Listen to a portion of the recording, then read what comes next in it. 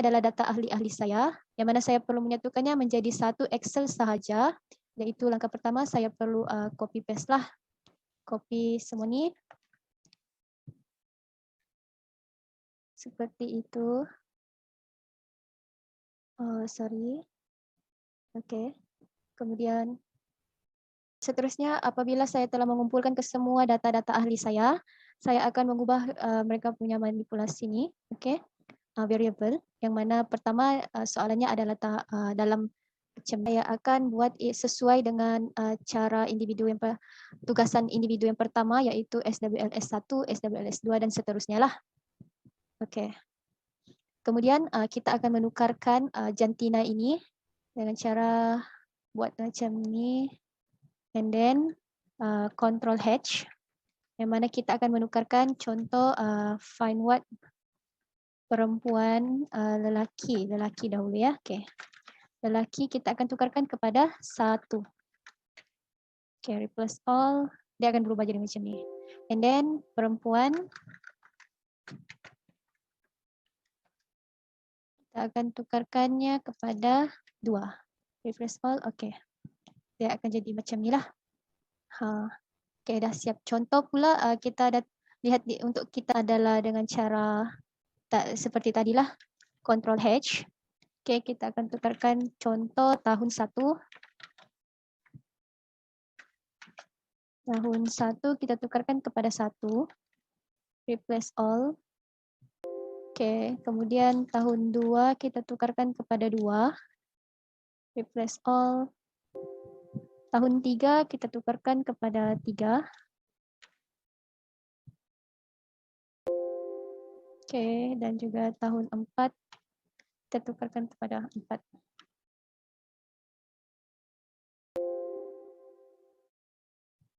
Okay, dia sudah selesai seperti ini, nampak? Okay. Kemudian kita boleh kita boleh pindahkan ke semua data SPSS ini, kemudian masukkan file. Kemudian kita tekan di bawah ni file of type, kita ambil yang tadilah. Kita masukkan and then open. Alright. Semuanya ada 50 data. Seterusnya apabila kita telah memasukkan data SPSS, kita akan mulalah variable view. Kita masuk kepada bahagian variable view. Yang pertama sekali adalah bahagian bahawa nama sudah diubah, telah berubah kosong, jadi kita perlu copy paste di semua ni lah. Okay, Ctrl C, copy, and then semua ni kita pastekan saja. Kita paste. Dia akan jadi macam ni lah, dia akan sama antara nama dan juga label. Kemudian kita lihat value ni pula, cara kita ubah dia adalah yang pertama, contoh value dia adalah 1, kita labelkan kepada lelaki. Okay, kemudian kita add. Lepas tu 2 kita labelkan kepada perempuan. Perempuan. Add. Lepas tu kita tekan OK. And pergi kepada bahagian SWLS ni. Okay, dia ada, kalau kita, okay. Kita pergi kepada bahagian tahun pengajian, kita letak di sini. Okay, contoh 1 untuk tahun 1. Tahun 1, add. Kemudian 2 untuk tahun 2. Tahun 2, add. Untuk tahun 3.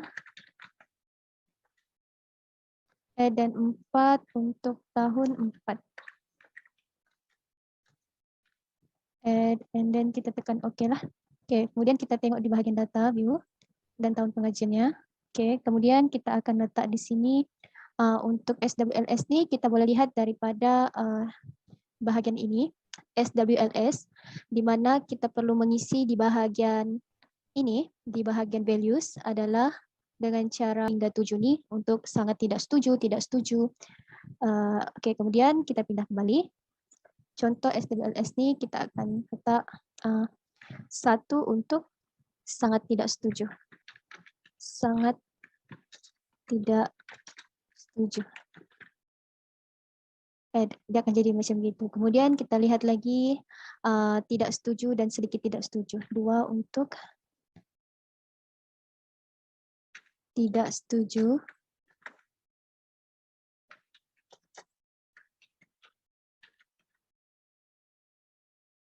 3 adalah sedikit tidak setuju.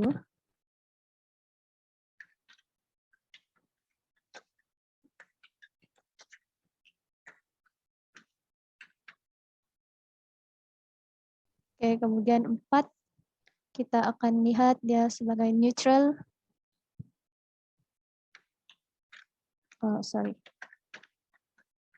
Neutral. Dan juga 5 adalah sedikit setuju.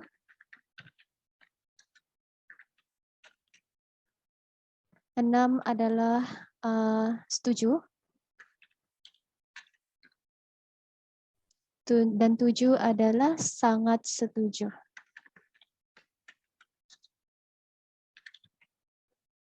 Kita lihat kembali, takut salah. Oke, sudah. Kita akan tekan OK terus. Ya, dia akan jadi macam ni. Dan seterusnya kita hanya perlu copy sahaja. Copy and then kita paste. Paste. Okay. And then last kali adalah bagian CLS. Okay, CLS ni di mana kita perlu menukarkan paling baik sehinggalah kehidupan paling teruk. Okay, untuk CLS ni pula kita akan membuatnya 1 hingga 10 sebab kita lihat dalam sini adalah kehidupan dari kosong kehidupan paling teruk hingga kehidupan paling baik. Jadi kita akan pindah kepada bahagian ini kembali. Yang letak situ macam contoh kosong kan. Okay, contoh letak kosong and then di sini kehidupan kehidupan paling teruk. Add. Kemudian 10 adalah kehidupan paling baik.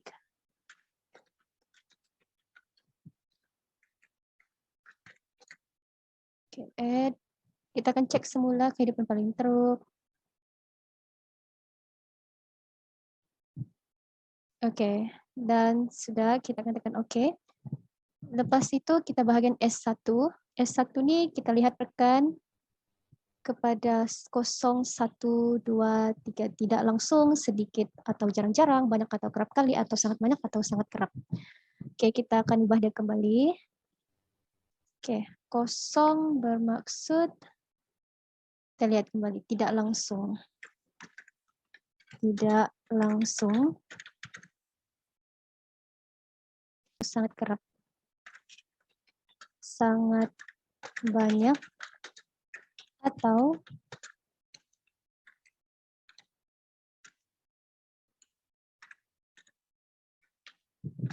sangat kerap. Oke, kita akan labelkan dia seperti ini. Dan kemudian kita akan copy, paste seperti biasa.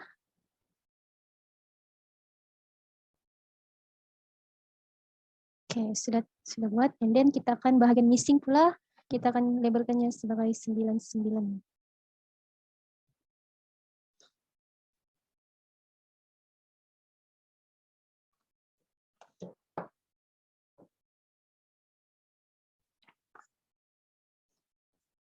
Kita letakkan sini sebagai discrete missing value.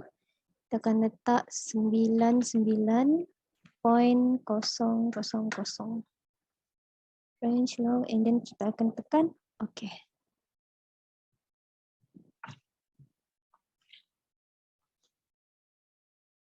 Tekan OK. Copy sahaja, and then kita OK, dah siap. And then di bahagian measure pula kita lebih kepada CLS. CLS ni kita akan tukarkan kepada skala.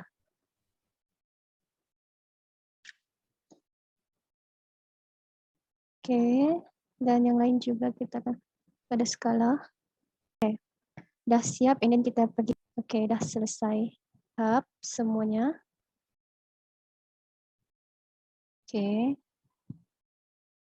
Kemudian ini pula kita tukarkan kepada 2.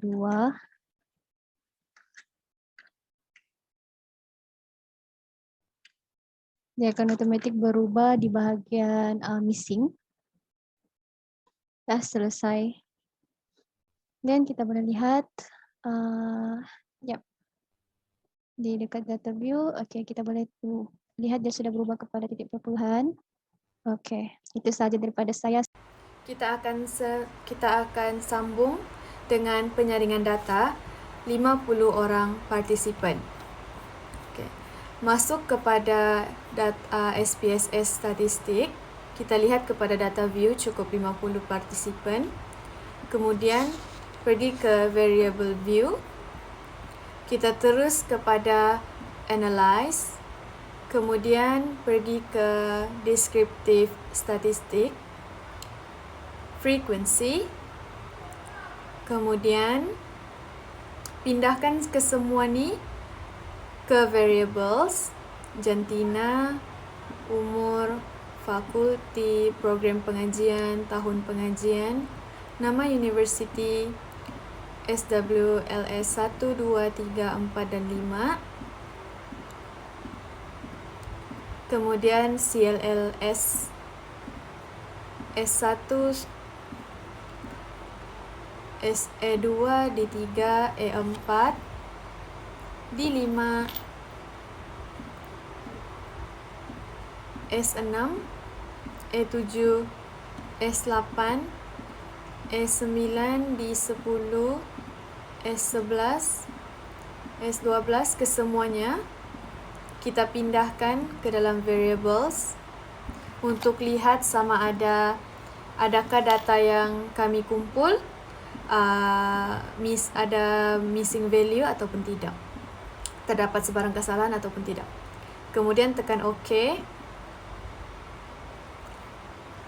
tunggu, and dia akan keluar data-data dia akan jadi running frequency, and outputnya, dari output lah kita akan tengok sama ada kita ada missing values ataupun tidak.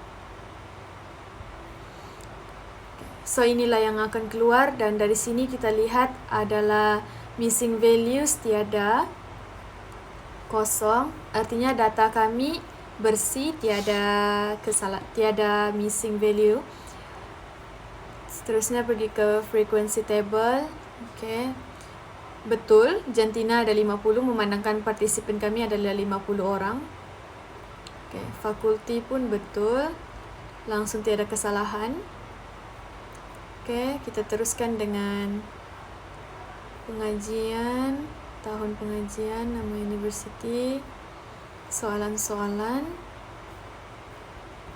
Okay, sekiranya tiada missing value ataupun sebarang kesalahan, kami boleh teruskan kepada compute. Okey, seterusnya adalah compute data. So di sini kita punya kami punya data untuk SPSS ini. So berdasarkan soalan sini kita akan compute satisfaction with life scale dan juga depression, anxiety, stress scale. So pertama kita akan compute dulu SWLS ni. So apa yang kita perlu buat, kita pergi dekat data view, lepas tu tekan transform, compute data. Dia akan keluar macam ni. So first kita tulis dulu target variable ni, namanya kita tulis SWLS total. Okay. Lepas tu apa yang kita perlu buat, kita just tekan SWLS ni. Lepas tu tekan yang anak panah ni untuk letak dia dalam kotak ni. Lepas tu kita tekan tambah, dan begitu juga yang seterusnya.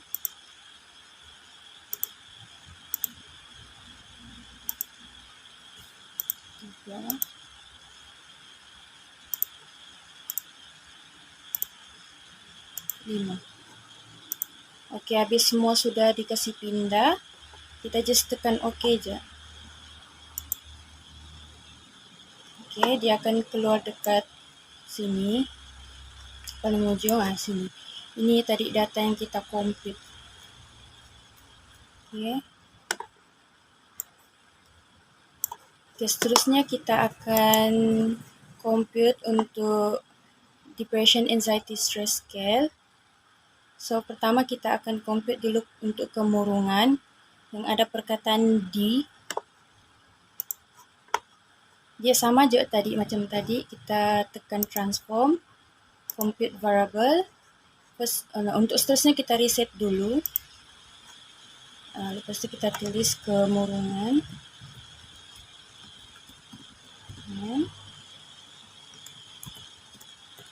Total. Lepas tu kita carilah yang huruf depannya D. Sini 3, masuk, tambah. Lepas tu di 5, masuk, lepas tu tambah. Seterusnya di 10.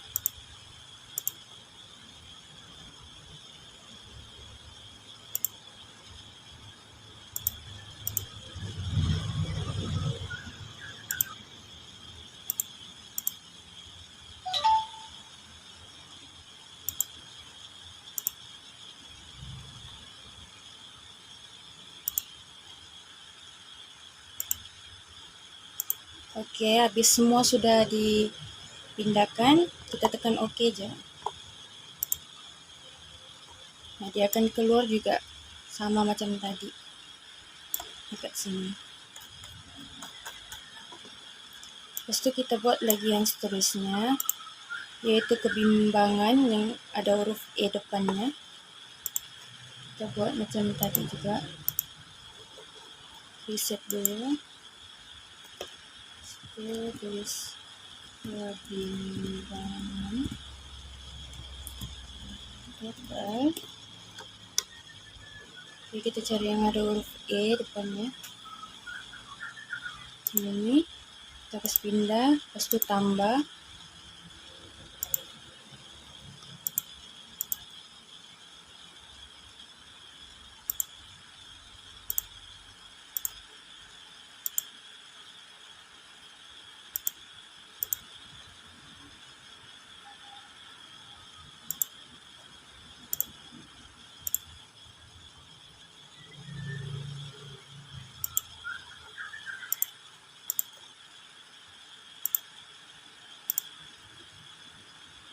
Okey, sebab habis semua dipindahkan, kita tekan OK. Dan dia akan keluar dia dekat sini. Okey. Dan begitu juga yang terakhir iaitu stress. Kita akan pergi balik transform. Lepas tu compute variable. Kita reset dia balik. Lepas tu tekan stress total. Dan kita pilih yang ada huruf S depannya. Ini pindahkan, lepas tu tambah.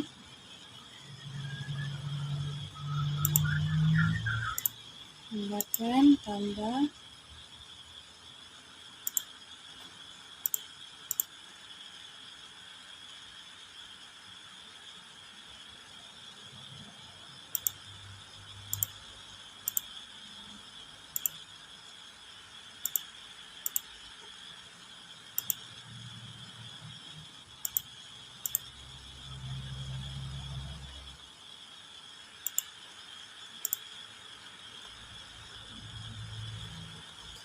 Okey, dah habis. Pindahkan, kita tekan je OK. Okey, jadi ini yang tadi data-data yang kita sudah compute. Di sini ada SWLS yang bisa kita compute dan juga kemurungan sama kebimbangan dan juga stress. Jadi di sini kita boleh lihat data-data yang tadi kita compute ya. Okey. So itu saja untuk compute data. Assalamualaikum.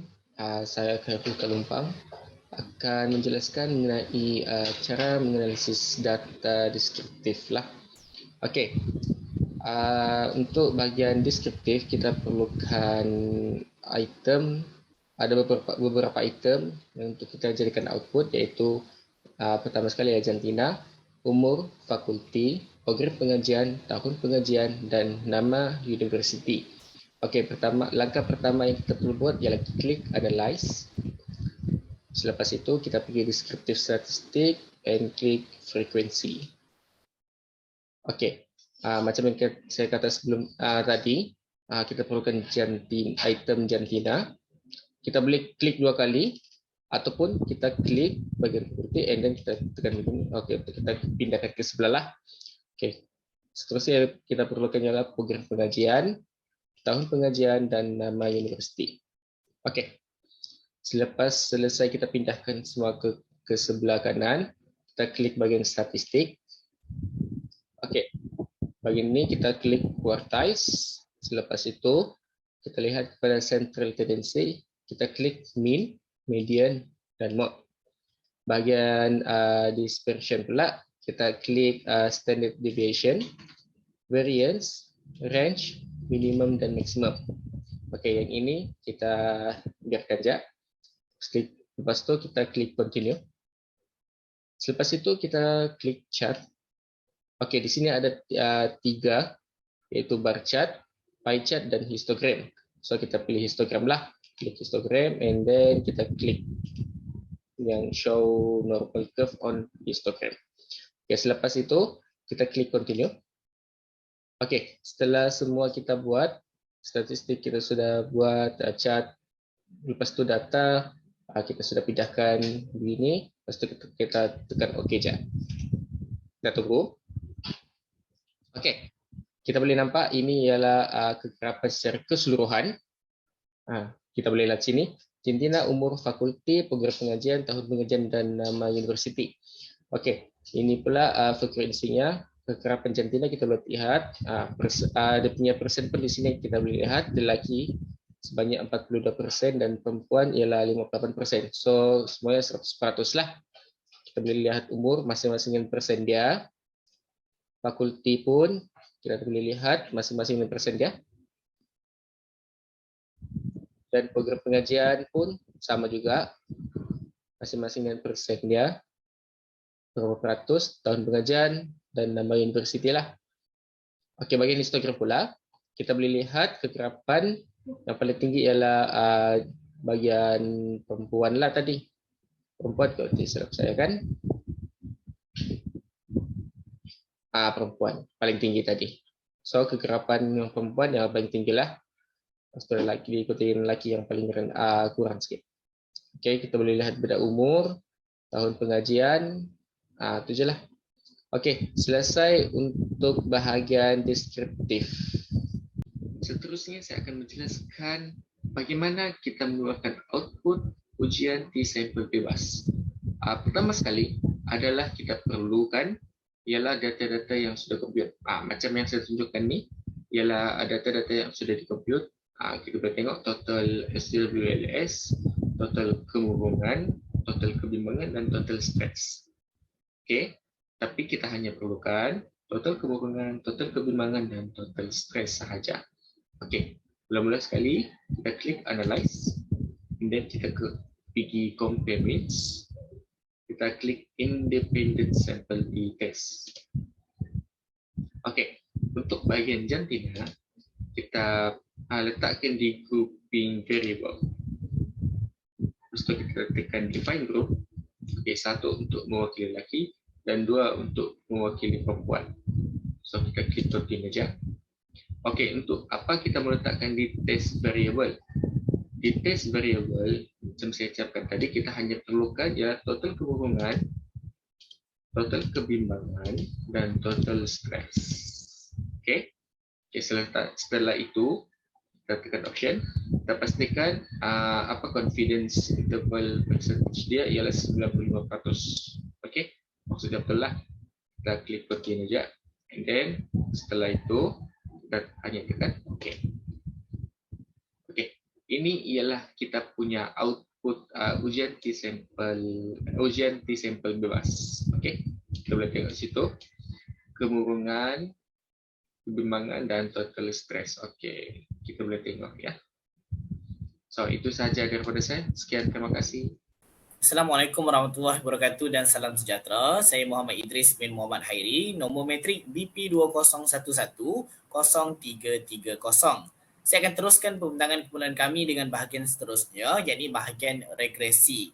Jadi seperti mana yang anda lihat di skrin sekarang, terdapat data-data yang saya akan gunakan bagi proses regresi sebentar lagi.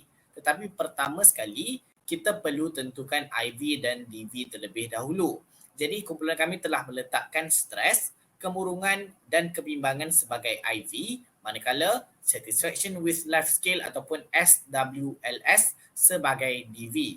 Setelah kita tentukan IV dan DV, barulah kita bergerak ke langkah seterusnya.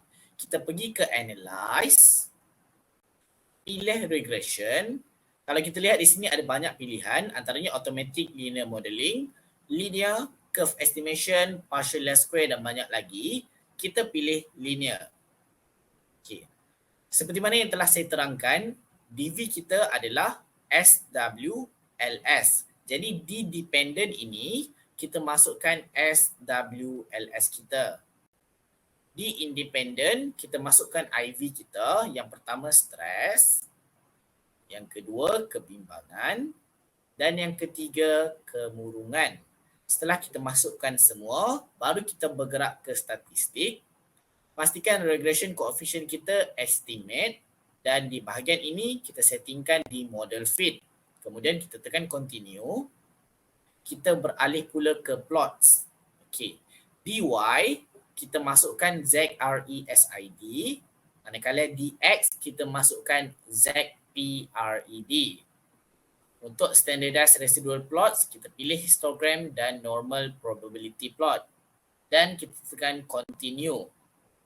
Kemudian kita tekan OK. Dan ini adalah hasil regresi yang telah saya jalankan.